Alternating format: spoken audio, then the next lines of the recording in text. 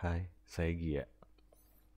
Kali ini saya akan membahas soal permintaan tutorial request dari teman-teman di SketchUp Layout Indonesia, grup Facebook. Kita mulai dari ini, ada pertanyaan dari Kang Erik Hardiansyah. Katanya bikin potongan denah yang ada arsiran dan plesteran. Itu ada tipsnya nggak Om GGA? Saya biasanya bikin manual, bikin shape object untuk bikin seperti itu dan lumayan menguras waktu. Oke, Kang Erik, gini.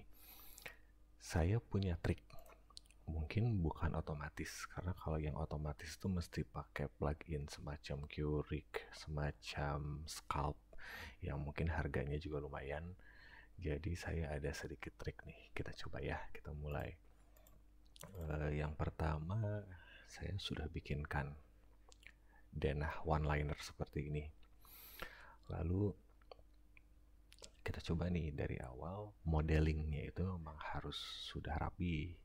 Jadi saya sekalian menunjukkan gimana cara modeling yang sejauh ini menurut saya cukup terpakai untuk pengerjaan SketchUp dan layoutnya. Saya bikinkan one-liner seperti ini, lalu saya offset sebanyak 0,75 ke dalam. Yang ini juga, yang ini juga. Nah, lalu kita hapus bagian ininya, lalu kita offset lagi keluar ya 0,75. Saya pakai satuan meter ya di sini. Lalu saya hapus ini, saya hapus. Udah, oke. Lalu anggaplah di depan ini saya ingin bikin terasnya. Lalu saya bikin kupingan pintunya seperti ini. Lalu di sini ada kupingan pintu juga.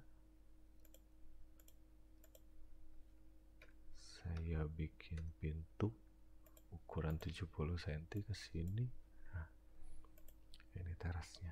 Kurang lebih seperti ini modeling awal saya. Lalu bagian lantainya kita kopikan ke sini. Bagian dindingnya kita kopikan ke sebelah sana. Ini kita bisa pakai untuk sebagai base.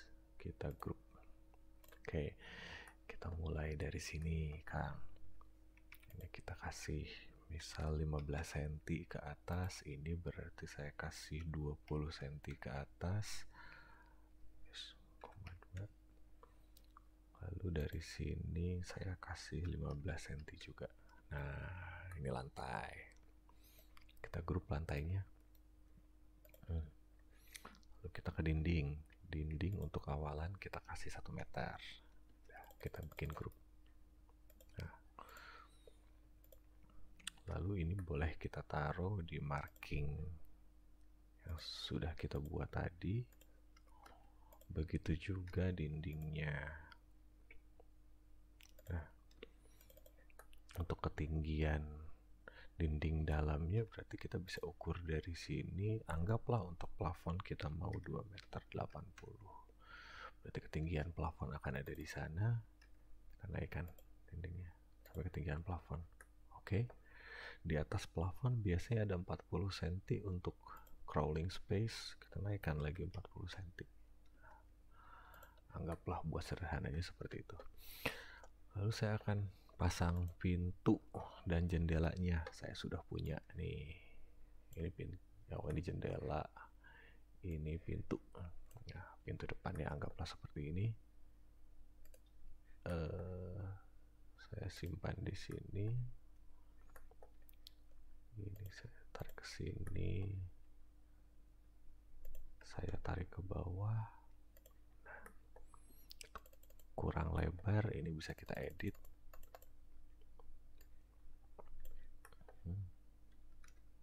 Kita move ke sana. Kita move ke sebelah sini. Oke. Dah, jadi pintu satu. Lalu pintu kamar mandi saya punya. Sudah bikin pintu kamar mandi. Sebentar. Ini pintu kamar mandinya. Nah, pintu kamar mandi kita putar dulu ke sebelah sini. Lalu kita simpan. Arah bukaannya masih salah, kita flip.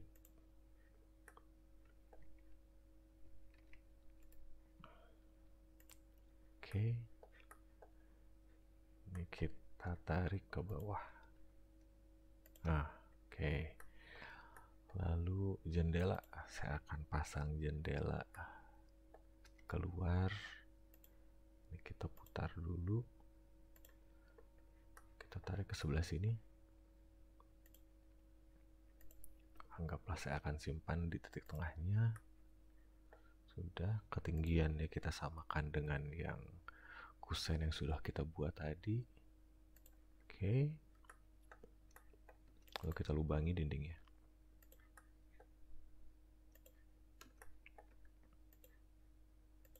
Sudah. Kita dorong ke dalam. Nah. Oke, jendela sudah. Lalu saya akan buat ventilasi untuk kamar mandi. Ventilasinya saya sudah buatkan juga. Nah, ventilasi ini akan saya simpan di tengah. Ketinggiannya saya aturkan sama tinggi dengan kusen yang lain. Lalu saya lubangi dindingnya, samakan dengan yang dalam. Selesai. Nah, langkah selanjutnya kita tutup untuk dinding di atas kusen. Oke. Nah, jangan lupa kita rapikan. Kita bisa merapikan dengan plugin, tapi untuk latihan boleh kita rapikan secara manual. Jadi biar nggak ada yang ketinggalan, kita juga tahu prosesnya, kita bisa kontrol mana saja titik-titik yang kira-kiranya ada garis-garis yang bertumpuk. Setelah selesai, kita akan bikin plafon. Biasanya saya buat plafon begini. Saya kasih ketebalan 1 cm. Kita grup.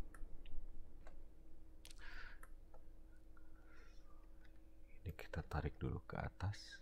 Oke. Nah, karena kita tahu bahwa kita sudah mendesain 40 cm untuk crawling space, berarti ini kita bisa turunkan sebanyak 40 cm. Nah, ini kita bisa menggunakan fitur Solid Tools dari bawaannya SketchUp. Ini sebagai pemotongnya, ini sebagai yang dipotongnya. Klik kanan, Solid Tools, Trim. Jadi itu. Untuk atapnya, biar cepat kita pakai atap dak beton aja ya. Atap dak beton berarti kita kasih begitu. Kita ambil 12 cm ke atas. Kita grup. Kita samakan ulang seperti yang tadi. Yang ini pemotongnya, yang ini dipotongnya. Klik kanan, Solid Tools, Trim. Nah, begitu kurang lebih modelingnya. Langkah selanjutnya adalah kita membuat potongan.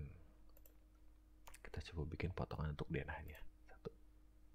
Anggaplah kita namai denah. Simbolnya F. Oke. Ini kita tarik ke bawah. Oh, potongan dari komponen saya ternyata terbawa. Kita matikan section plane-nya. Oke, potongan sudah. Kebetulan saya sudah setting teks di sini. Jadi untuk denah itu pintunya biasanya terbuka. Jadi saya sudah bikinkan pintunya ada 2 nih. Ada yang pintu terbuka sama pintu tertutup. Nah, untuk denah saya bikinkan pintunya yang terbuka. Saya matikan pintu tertutupnya. Oke, setting kamera. Kamera standard view top. Kamera parallel projection. Supaya dia proyeksi paralel 2 dimensi. Oke, nah untuk menjaga supaya view-nya tetap di tengah dan kita mudah dalam proses layout, biasanya saya pakai zoom extends. Kita zoom extends, dia udah di tengah, sudah bagus, rapi. Jarak ke atas ke bawahnya sama, kanan kirinya sudah pasti sama. Lalu kita buatkan scene. Kita beri nama Denah. Oke.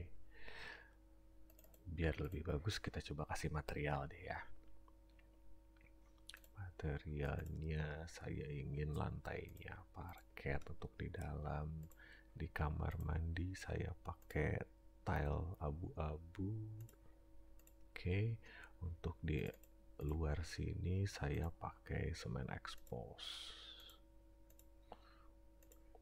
Oke, nah untuk beberapa orang sekalian nih, ada yang nanya bahwa section fill-nya bisa dirubah nggak sih warnanya? Bisa. Cara merubah section fill warnanya ada di style. Style kita coba yang modeling settingnya, section fill-nya tinggal diklik dan kita bisa rubah warnanya. Merah misal. Oke. Dia berubah jadi merah. Nanti tinggal diupdate aja si stylenya. Gitu ya. Oke, kita kembali ke denah lagi. Sudah pas, siap, kita save. Save as, saya simpan di desktop. Namanya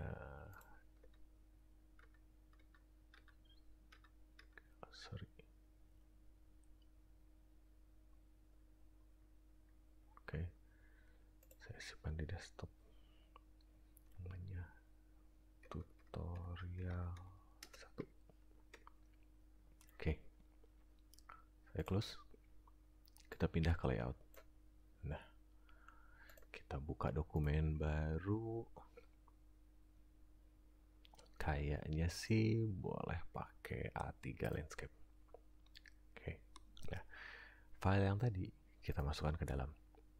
Berarti kita insert, cari di desktop, namanya tadi tutorial 1. Nah, masuk nih. Oh, maaf. Jadi sepertinya tadi latar belakangnya belum saya set supaya putih. Kita coba buka lagi deh.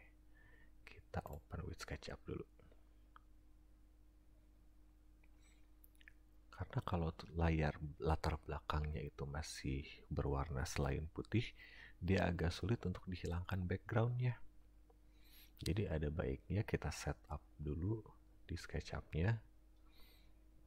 Latar belakangnya kita jadikan putih. Sebentar. Oke. Nah, kita masuk ke tab style. Kita edit. Latar belakang itu ada di, nah, sky-nya kita matikan.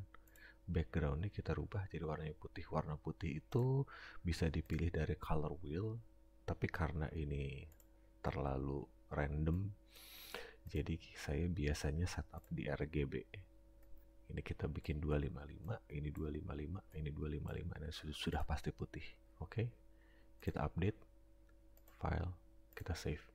Oke, seperti biasa di layout pasti otomatis untuk update dia. Nah, sekalian nih buat yang nanya gimana caranya setup layout awal, biasanya saya sih hanya membuat marking outline atau cop. Jadi saya biasa bikin gini. Kita dokumen setup, kita lihat nih di sini. Paper A3 adalah 297 x 420 mm. Nah, di layout grid yang auto snap itu yang ujung sebelah kiri atas. Jadi ini sudah pasti berbatasan dengan ujung kertas. Nah, kita tinggal tarik garis ke sini sebanyak 420 mm. Enter. Oke. Oh, sorry, fill-nya kita matikan. Ke bawahnya adalah 297. ke sininya udah relatif sama ke atas. Nah, ini yang pertama saya lakukan. Lalu dari sini kita bisa offset. Misalnya kita akan offset sebanyak 1 cm. Udah langsung snap 1 cm. Nah, ini sudah bisa dibuat seperti ini. Nah, lalu begitu insert file itu sudah masuk ke layout, biasanya saya tentukan dulu titik tengahnya di mana nih di dokumen ini. Berarti ini sudah ada midpointnya, kita tarik ke sini, ini kita tarik ke sini. Pastikan semuanya di tengah-tengah agar nanti begitu kita pindah-pindah file itu titiknya tetap di tengah, semuanya gambarnya tetap overlapping dengan bagus. Jadi gampang untuk di overlay nanti ke depannya. Nah, karena ini bawaan SketchUp-nya, nah dia sudah di tengah-tengah ternyata.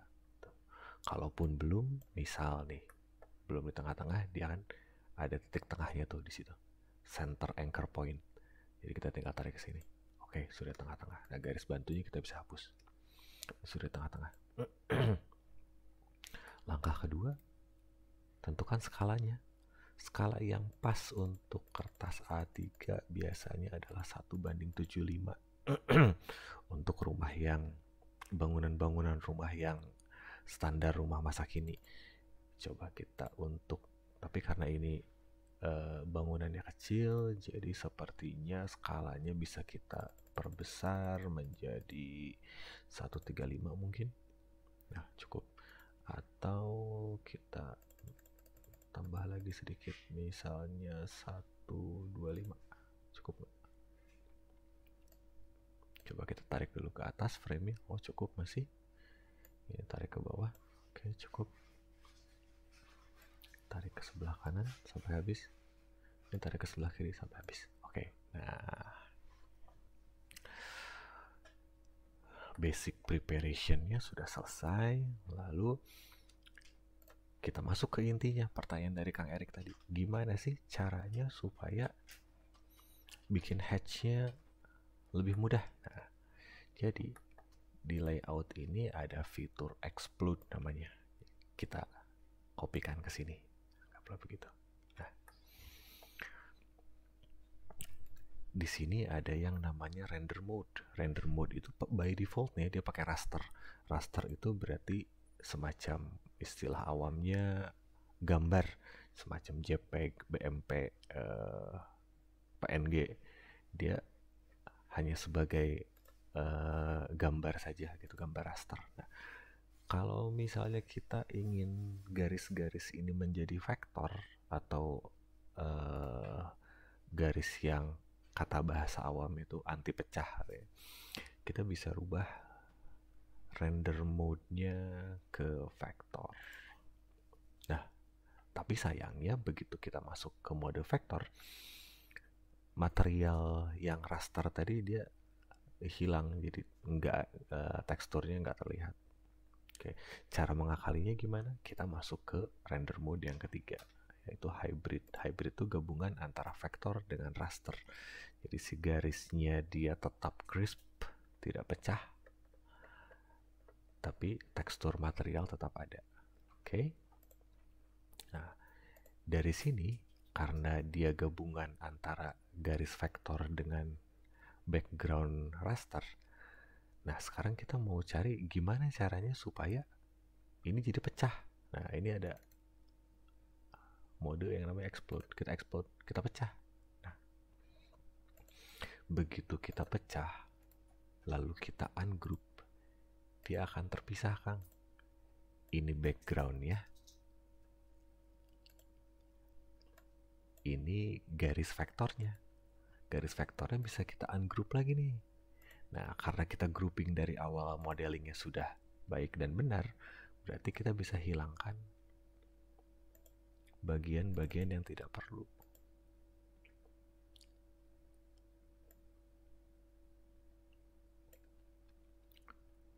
Untuk kita ambil nanti si garis section fill-nya aja, atau kita kopikan saja langsung.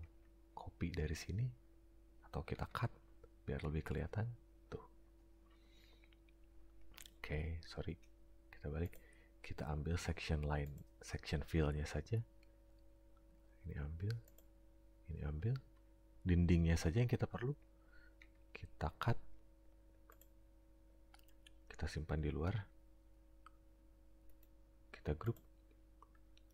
Kita pindahkan sedikit. Nah, ini sudah tidak perlu. Kita hapus. Kita hapus. Kita hapus.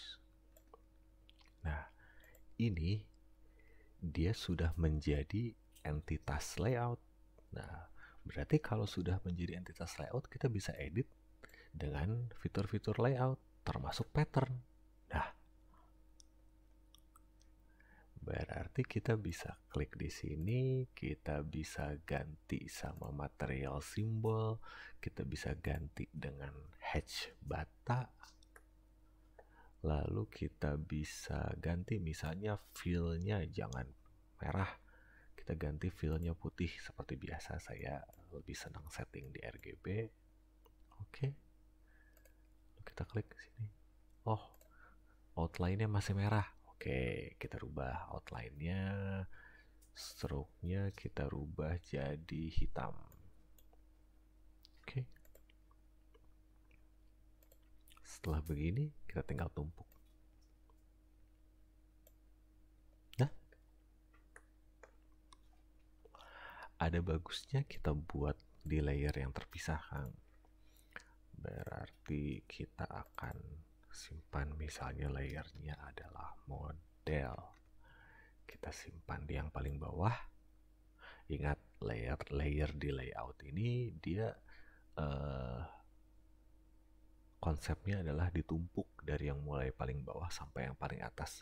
Begitu nanti yang akan tampil di sebelah sini. Nah, berarti kita akan bikin layer di atasnya, kita namakan hatch.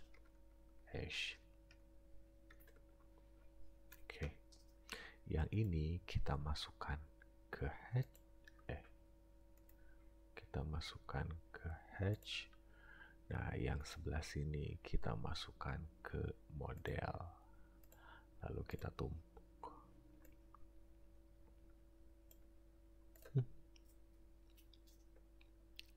Bisa begini. Mungkin ini bukan cara yang otomatis, tapi saya rasa ini membantu daripada kita harus tracing manual setiap lekukannya. Jadi kita hanya cukup explode, ambil section fill-nya, kita edit sesuai dengan keinginan kita tumpuk. Selesai masalahnya.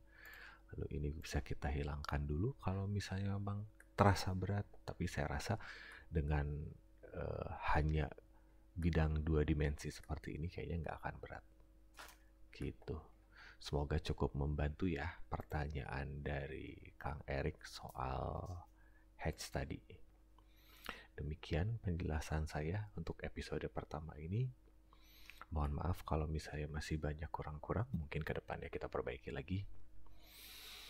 Terima kasih. Saya Gia, saya pamit dulu. Terima kasih teman-teman.